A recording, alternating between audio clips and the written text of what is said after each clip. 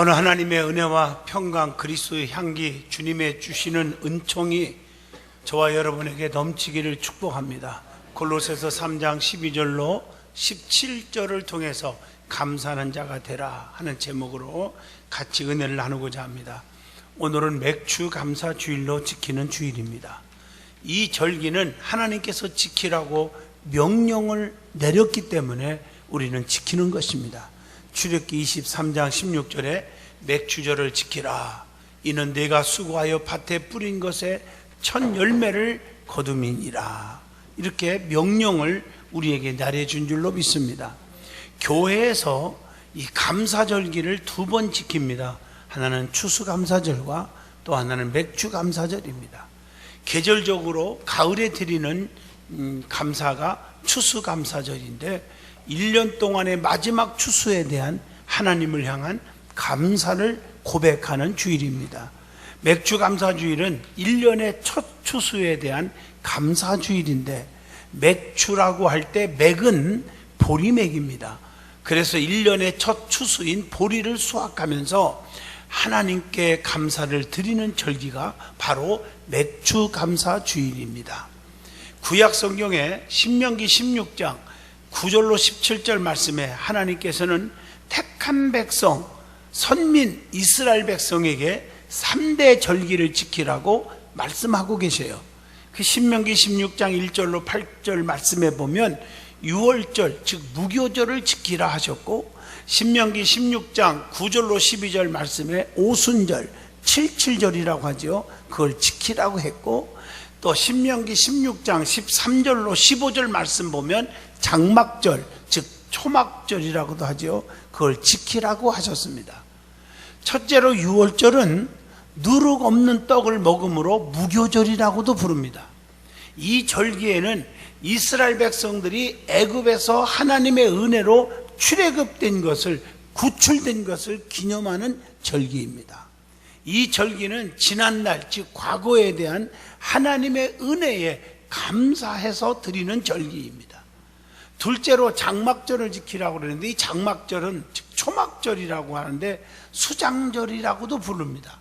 오늘 이 절기는 이스라엘 백성이 애굽에서 나와 광야에서 장막을 치고 지난 것을 기념하고 그 해에 추수한 모든 곡식과 과일들을 창고에 저장하면서 하나님을 향해서 감사하는 추수의 절기이기도 합니다.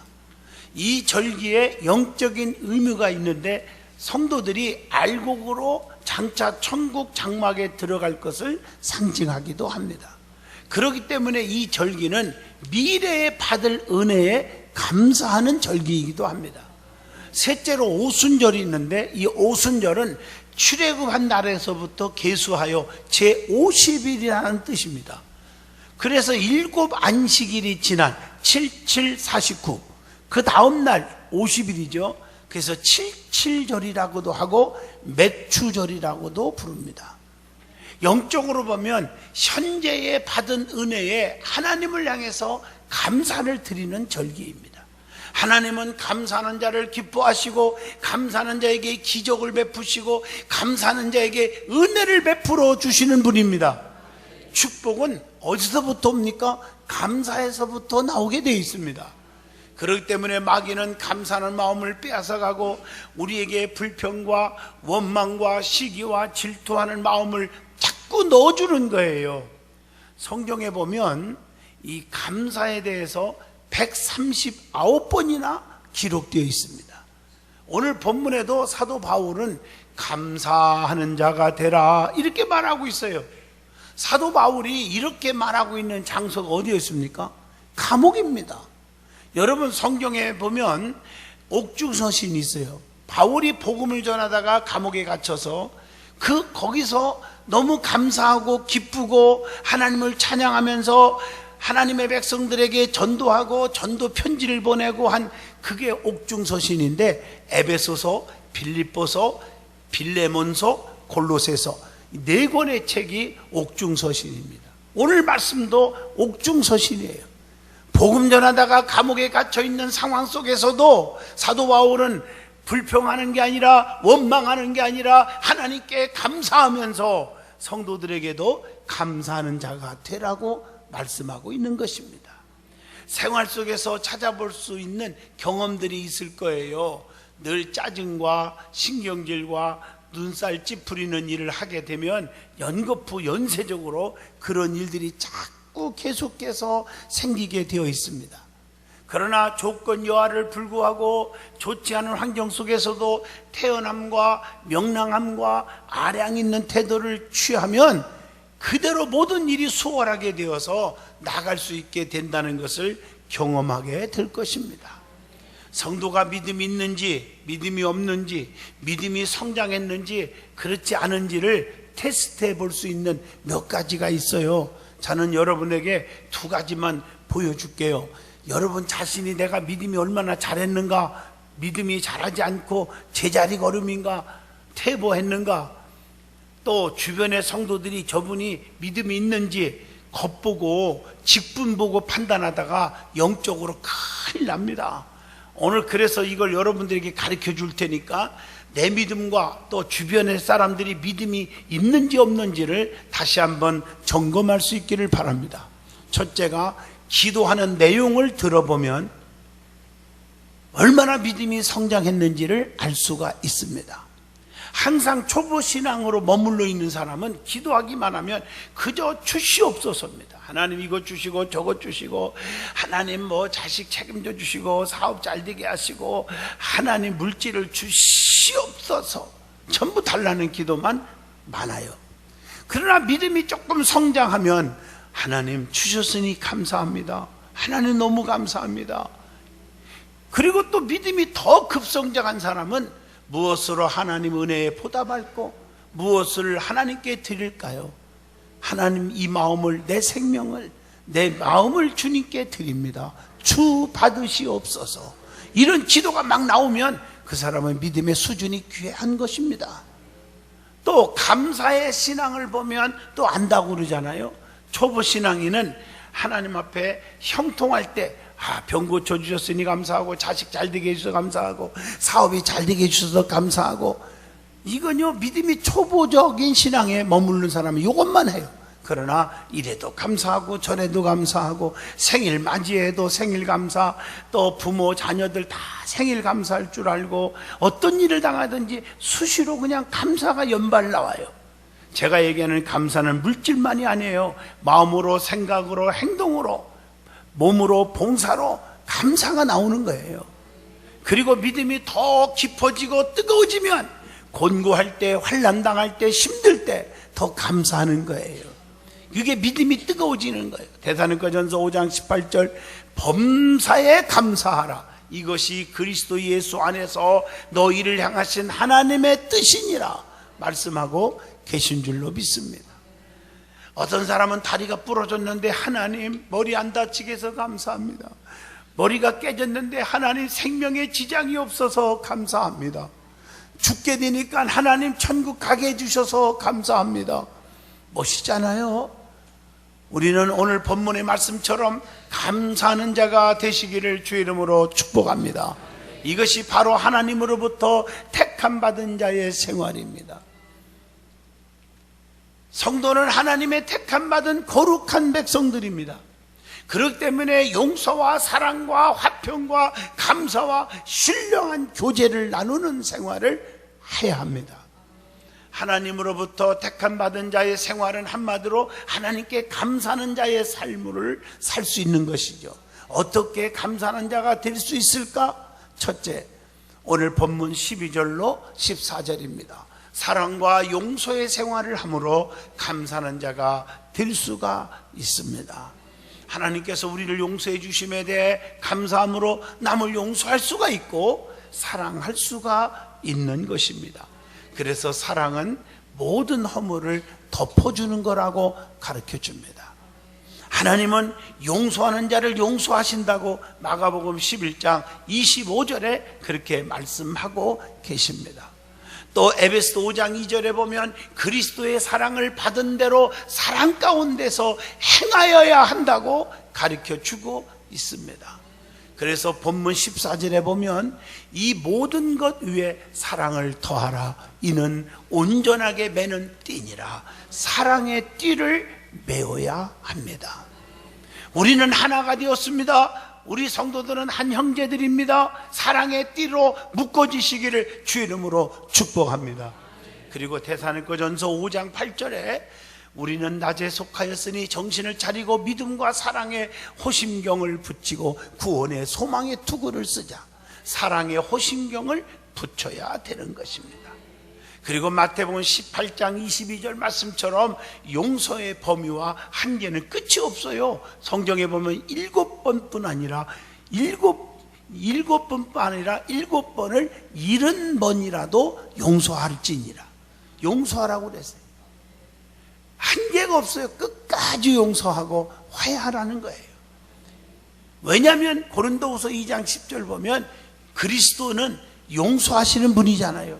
우리를 다 용서해 주셨어요. 그래서 베드로전서 1장 22절 너희가 진리를 순종함으로 너희 영혼을 깨끗하게 하여 거짓이 없이 형제를 사랑하였기에 이르렀으니 마음으로 뜨겁게 서로 사랑하라. 형제를 사랑하되 진심으로 피차 뜨겁게 사랑하라고 권면합니다. 두 번째, 오늘 본문 15절입니다. 그리스도의 평강이 너희 마음을 주장하게 하라. 너희는 평강을 위하여 한 몸으로 부르심을 받았나니 너희는 또한 감사하는 자가 되라. 평강으로 한 몸 되는 생활이므로 감사하는 자가 될 수가 있다는 것입니다. 그리스도의 평강이 우리의 마음을 주장해야 합니다. 그리스도의 평강이 내 마음을 지배하게 해줘야 됩니다. 감사는요, 마음의 기억을 가져야 합니다.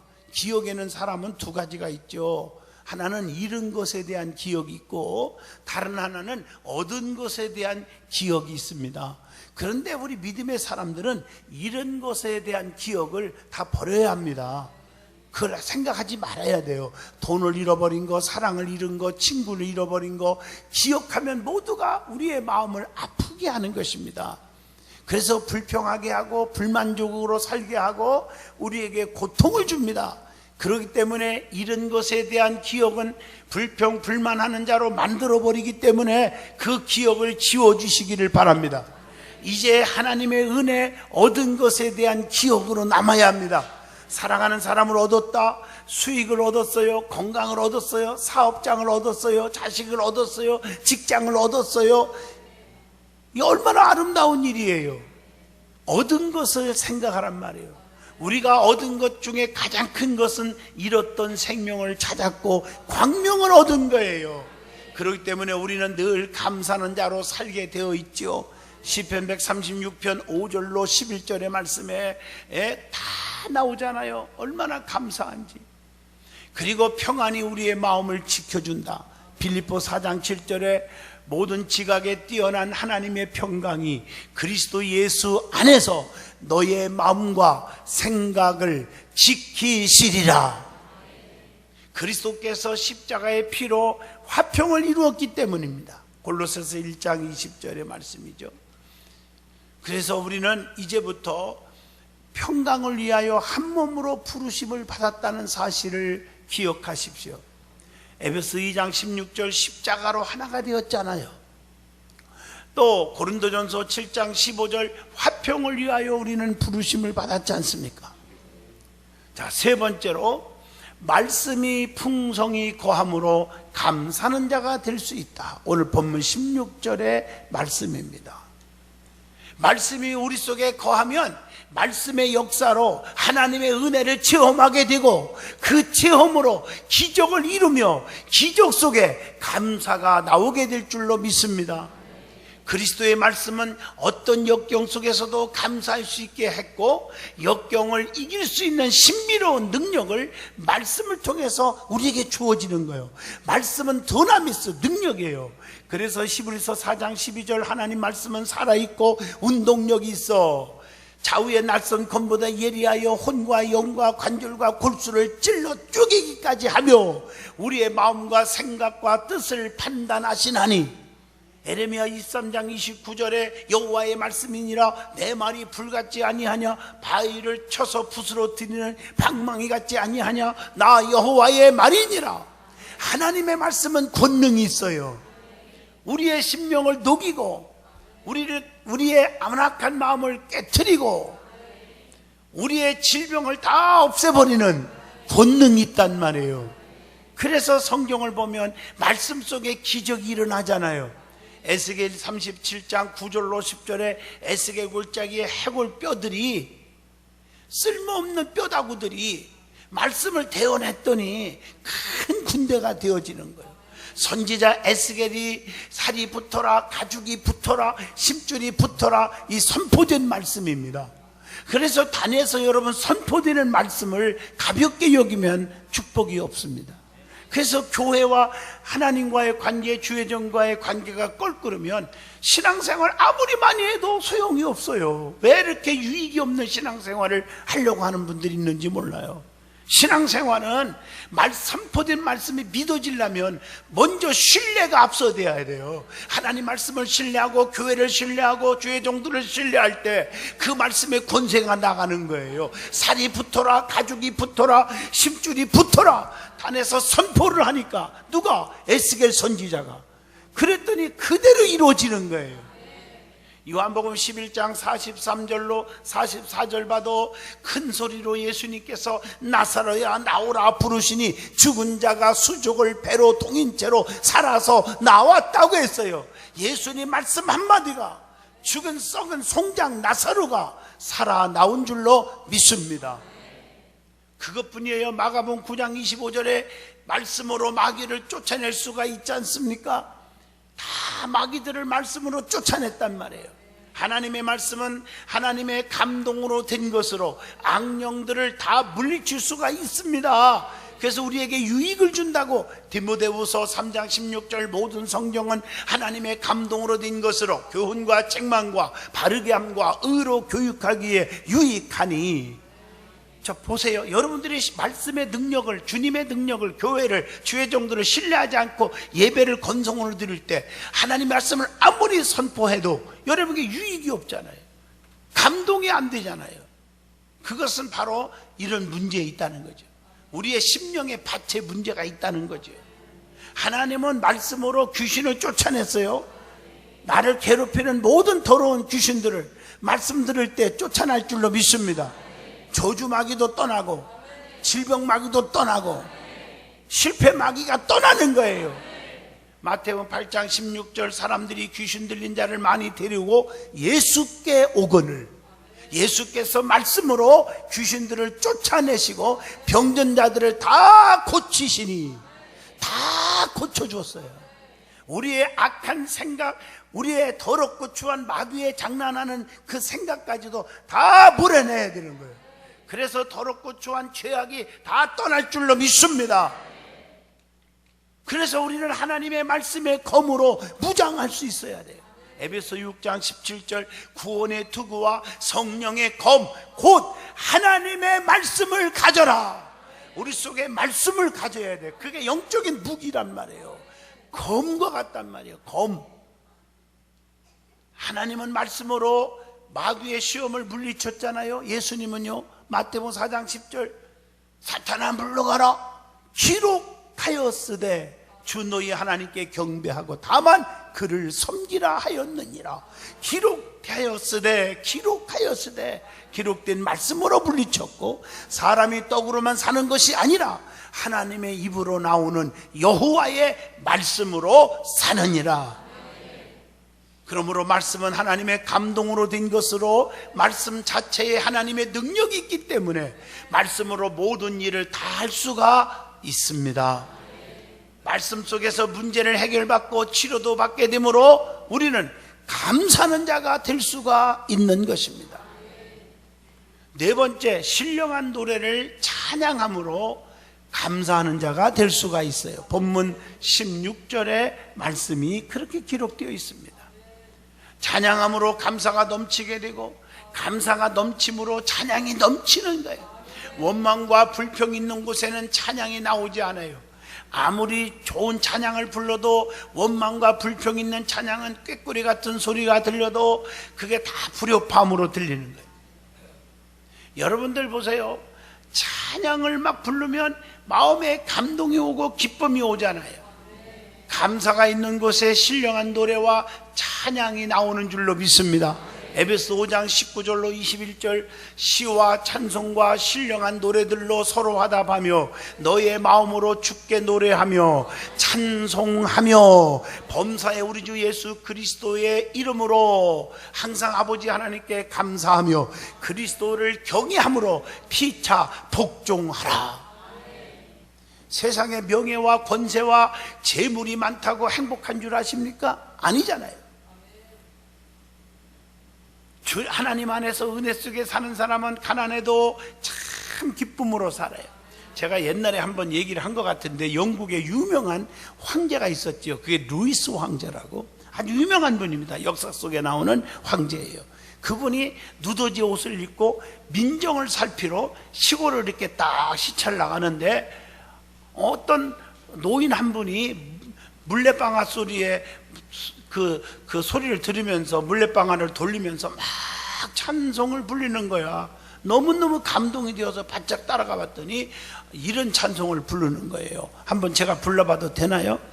세상 사람 날 부러워 아니하여도 나도 역시 세상 사람 부럽지 않네. 하나님의 은혜를 생각할 때에 할렐루야 찬송이 저절로 나네. 너무너무 감동 찬양하니까 이 루이스 황제가 딱 찾아가서 2절은 없습니까? 없는데요. 내가 2절을 부를게요. 루이스 황제가 불러봅니다. 그것도 불러볼까요? 세상 사람 날 부러워 아니하여도 영국 황제 루이스가 날 부러하네.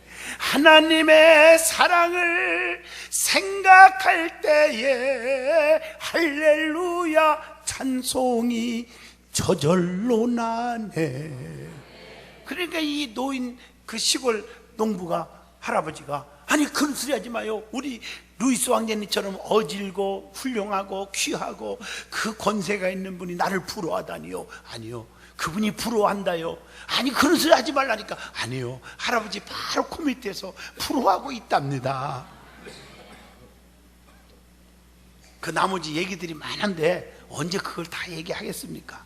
시간 있을 때 개인적으로 얘기해 줄게요. 여러분, 찬양은 곡조가 있고 가사가 있는 기도 중에 기도입니다.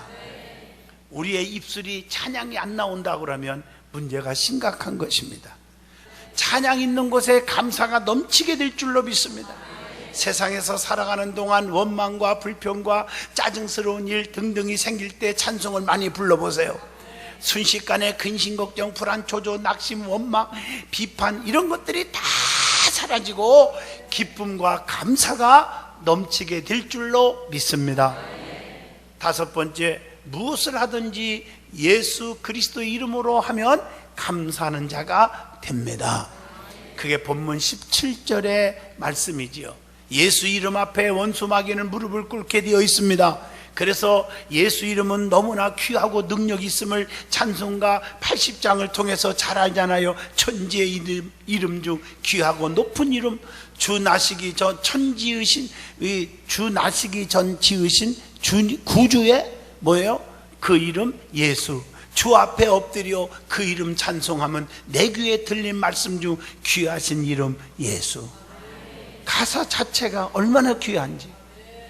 두 번째로 은혜 받을 말씀은 감사하는 자는 어떻게 오늘 맥주절을 지켜야 합니까? 첫째, 하나님 앞에 나와 지켜야 합니다. 신명기 16장 10절로 11절입니다. 하나님 앞에 나오는 게 중요한 거예요.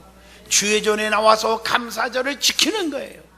여러분, 성전에 모이기에 힘쓰는 것이 중요하다는 거 히브리서 10장 25절, 사도행전 2장 46절을 통해서 잘 압니다. 예수의 이름으로 모이는 곳에 은혜가 있고 하나님의 축복이 있습니다. 예배를 안 빠질 때 그분들에게 형통이 있는 것입니다. 두 번째로 즐거움으로 감사절을 지켜야 합니다. 신명기 16장 11절, 시편 100편 1절로 2절에 나옵니다. 예수님을 믿는 자들은 항상 즐겁고 기쁘게 살아갈 수밖에 없잖아요. 빌립보 3장 1절의 말씀처럼 말입니다. 여러분, 헬렌 켈러라는 사람이 낙천주의라는 책에서 이런 말합니다. 불평을 말함으로 불평을 가지게 되고 모든 것을 참고 감사하면 불평은 다 물러간다, 이렇게 말을 했어요. 맞는 얘기죠. 이제는 감사절을 지키면서 즐겁고 기쁨의 삶을 살기로 결단하시기를 축복합니다. 세 번째로는 감사절을 어떻게 지켜야 되느냐? 신명기 16장 13절 말씀처럼 지난 날을 기억하면서 지켜야 합니다. 이스라엘 백성들에게 과거 애굽에서 종노릇 했던 쓰라린 고통스러운 시절을 기억하면서 또한 현재 하나님께서 나를 보호해 주셨고 지켜주셨고 인도해 주셨다고 하는 사실을 감사하면서 지키라는 것입니다. 그게 신명기 5장 15절, 신명기 15장 15절의 말씀입니다. 네 번째, 자원하는 예물을 최선을 다해서 드림으로 감사절을 지켜야 합니다. 인색함이나 억지로 하지 말라고 고린도후서 9장 6절로 7절의 말씀에 이것이 곧 적게 심은 자는 적게 거두고 많이 심은 자는 많이 거둔다는 말이로다. 그러면서 하는 말씀이 각각 그 마음에 정한 대로 할 것이요 인색함이나 억지로 하지 말지니 하나님은 즐겨내는 자를 사랑하시느니라. 즐겨내는 자를 사랑하시느니라.